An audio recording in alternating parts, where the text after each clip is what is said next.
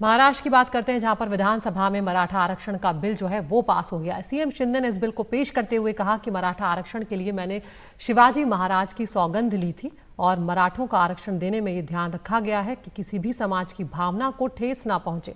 आपको बता दें कि अब मराठा समुदाय को शिक्षा और नौकरी में 10% आरक्षण का रास्ता जो है वो साफ कर दिया गया है, जिसकी सिफारिश राज्य की पिछड़ा आयोग रिपोर्ट में की गई थी, जिसे शिंदे कैबिनेट ने आज ही सुबह पारित भी किया था। इस बीच मराठा समाज के नेता मनोज जरांगे पाटिल ने यह कहा है कि सरकार हमें फंसा रही है। मराठा समाज को ओबीसी के तहत आरक्षण चाहिए और अगर इसमें इस बात का जिक्र नहीं है तो हम आंदोलन करेंगे।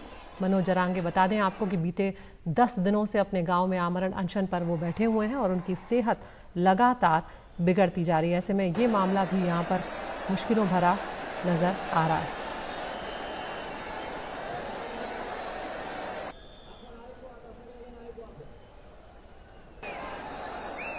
तो यहाँ पर मराठा आरक्षण पर विधानसभा में मुहर लगा दी गई है, लेकिन ये भी देखना यहाँ पर महत्वपूर्ण होगा कि राज्य का जो कुल आरक्षण है वो अगर ज़्यादा जा रहा है तो क्या वो सुप्रीम कोर्ट में ये मामला टिक पाएगा या नहीं, ये अपने आप में एक बहुत बड़ा सवाल बना रहेगा।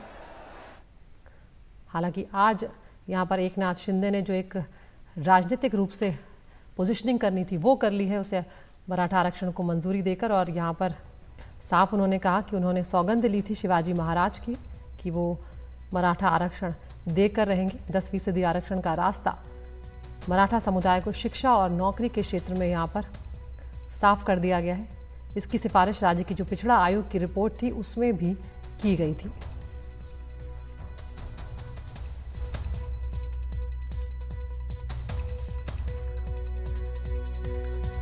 तो यहाँ पर लगातार मराठा आरक्षण को लेकर कई तरह के जो तकनीकी मामले हैं वो भी बने हुए हैं। 2021 में क्योंकि सुप्रीम कोर्ट ने मराठा आरक्षण को रद्द कर दिया गया था और सुप्रीम कोर्ट ने कहा था कि ऐसे असाधारण हालात नहीं है कि आरक्षण दिया जाए, क्योंकि 2019 में यहाँ पर जो फडणवीस सरकार थी 2018 में उसने 16% आरक्षण देने का फैसला किया था। सामाजिक शैक्षणिक रूप से पिछड़ा मानकर 16% आरक्षण देने की बात उनकी तरफ से कही गई थी, लेकिन बाद में ये मामला जो है सुप्रीम कोर्ट में जाकर नहीं टिक पाया था।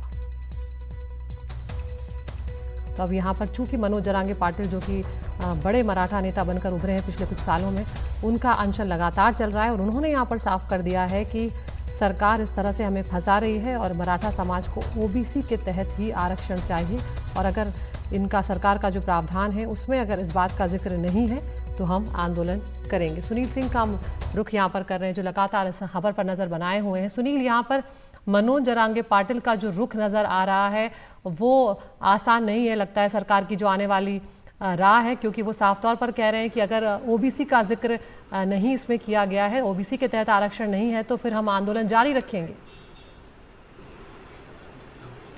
बिल्कुल अदिति, मनोज जरांगे अपने रुख पर अड़े हुए हैं, यानी कि मराठा आंदोलन चलता रहेगा।